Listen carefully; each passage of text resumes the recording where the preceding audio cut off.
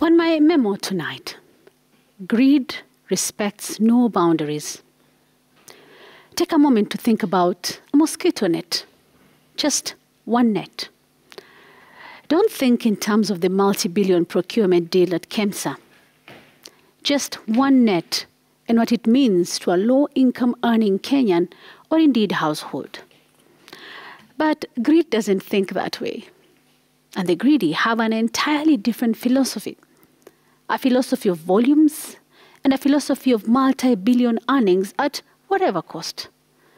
I dare say, the greedy do not think of malaria. They start and end at the procurement of bundles, and yes, they are tidy with the paperwork. The greedy of KEMSA think not of humans, but of money in billions. You see, the ordinary Kenyan is either killed by disease or by the greed of health officials. The helpless citizen is always caught in between. Some of these diseases like malaria, tuberculosis, and HIV/AIDS are seen as huge business opportunities. From mosquito nets to condoms, there are those greedy government officials and their chain of shortcuts-inspired suppliers who see lifelong business opportunities and for which business continuity is a key strategy. For every health emergency, there are those officials who are rubbing their hands in glee, seeing the next big gig, the next big payout that will come in. The funding, the attention, the publicity that comes with such pandemics would usually translate into funds from government, donors, and even you, generous Kenyans, who have happily dug into your pockets to help. But after all this, there will be a scandal. It's almost a guarantee. Almost makes one tired of giving, as huko kutoa kunageuka kuwa mbinu ya wizi.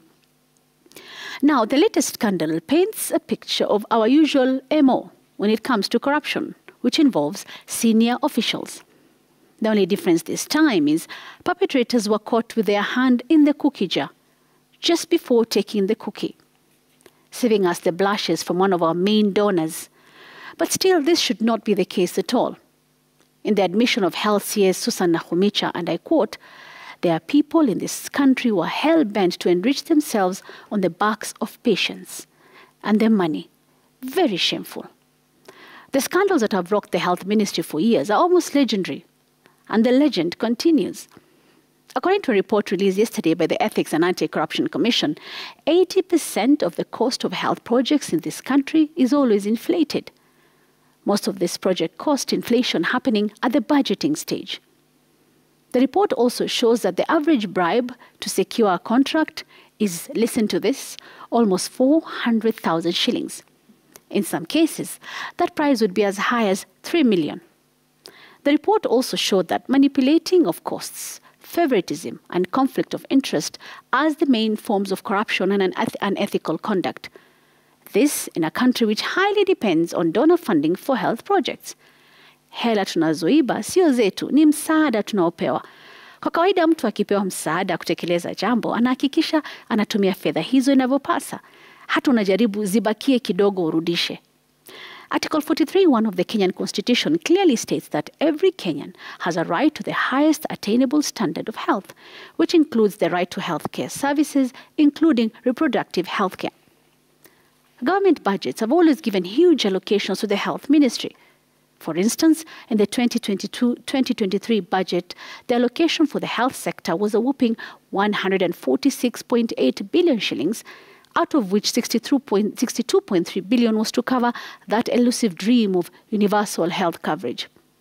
But we are glossing over things. Global Fund and other donors are here because our own systems simply do not work. We have big mouths pronouncing policy. We'll do this and that to ensure every Kenyan gets access to healthcare, etc., etc. But translating that into actual action for the taxpayer is a nightmare. Well, heads have rolled in the current scandal, quite fast, I might add. But how do we stop the greed?